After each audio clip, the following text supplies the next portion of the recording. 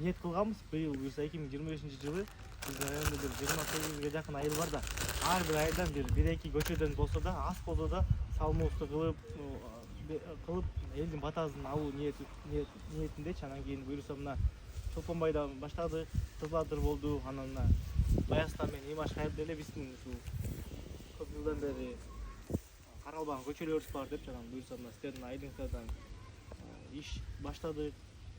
Мунун баары эң негизгиси Алланын ыраазычылыгы үчүн, анткени Алланын ыраазы болсаң, анда калган баары ыраазы болот да.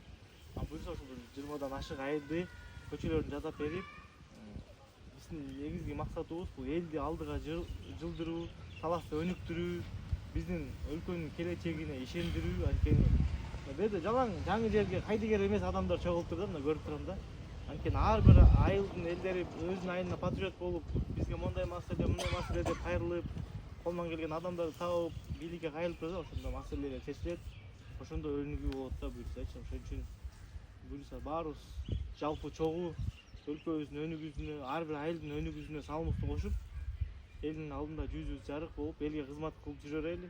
Жаштарга айтам, жаштар жакшы окугула, анткени жакшы окусаңар гана буюрса келечекте айылды, өлкөнү өнүктүргөн бир инсандардан болосуңар да. Баарыңыздарга чоң рахмат. Алла ыраазы болсун.